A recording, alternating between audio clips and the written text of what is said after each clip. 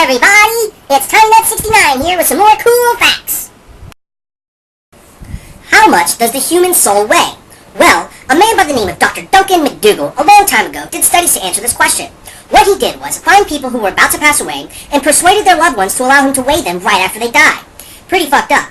He would then place their lifeless bodies on an extremely accurate weight scale, weigh them, and then once they died, he'd weigh them again. Every single person he weighed lost an average of 21 grams of weight.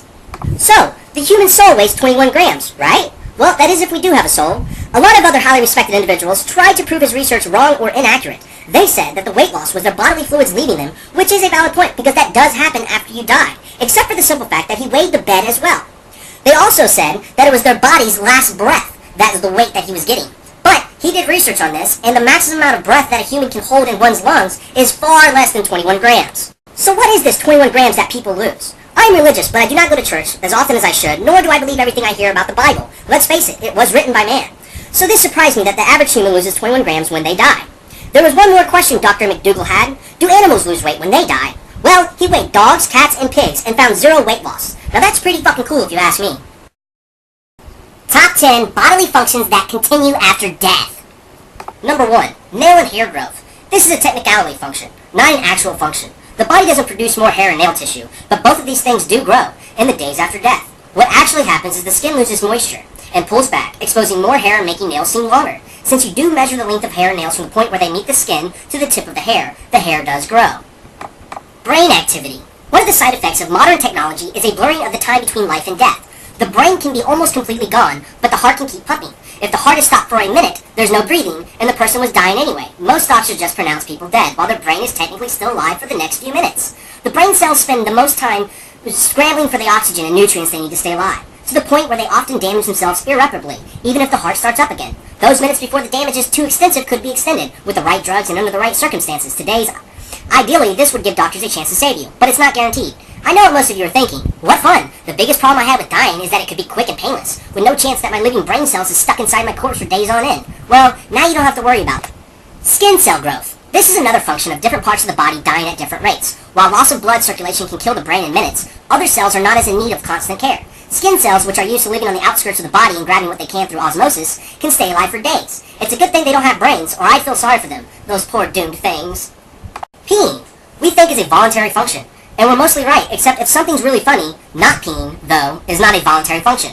We never have to think about it, because a certain part of the brain is always in charge of it. This is the same part that involved in regulating a person's breathing and heartbeat, which is one of the reasons people tend to pee involuntarily if they're drunk. The part of the brain that keeps the urinary sphincter closed is inhibited. More alcohol will shut down the part that regulated breathing and heart function, which is one of the reasons too much alcohol is dangerous. Although rigor mortis stiffens the muscles, it doesn't set in until hours after death. Just after death, muscles relax, causing people to urinate after death.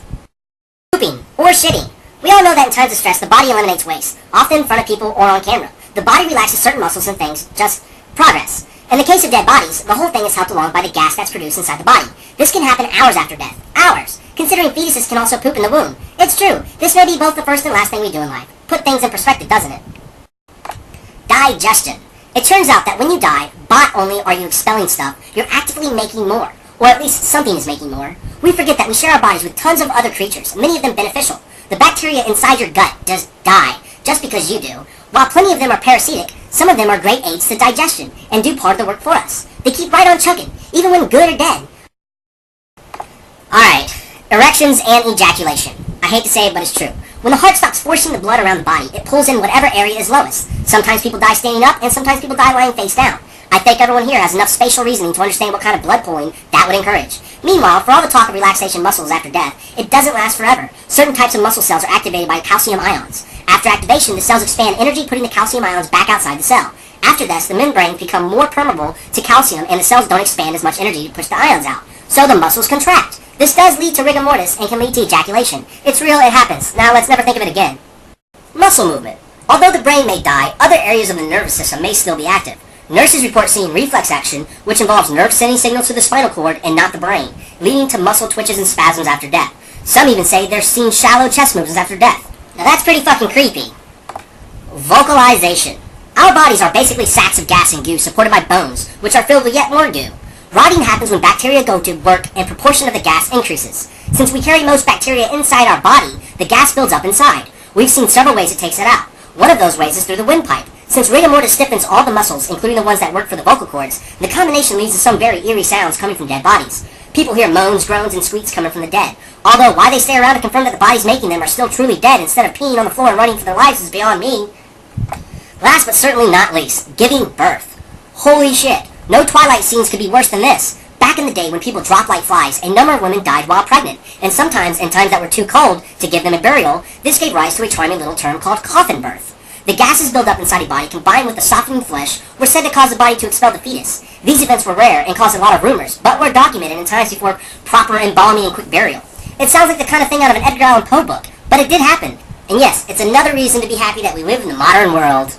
There's over 200 euphemisms for death in the English language. Here's some of them. Kick in the bucket, expired, checked out, met his maker, cashed in their chips, croaked, pushing up daisies, 6 feet under, paying a debt to nature, biting the dust, and my favorite, sleeping the big sleep.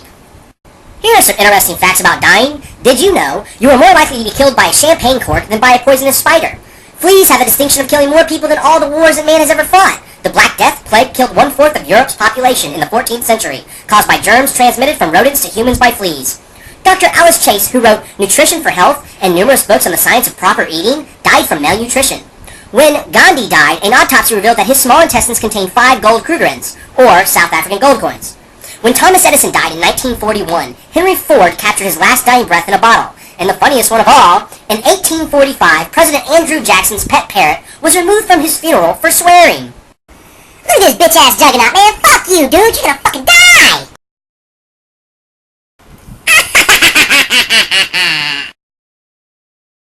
Buddy, that's all, folks! Hey, if you like this show, please like and subscribe. If not, you can suck a dick. Also, if you have any awesome-ass facts that you'd like to share with me, please comment below. I just might put them in my next show.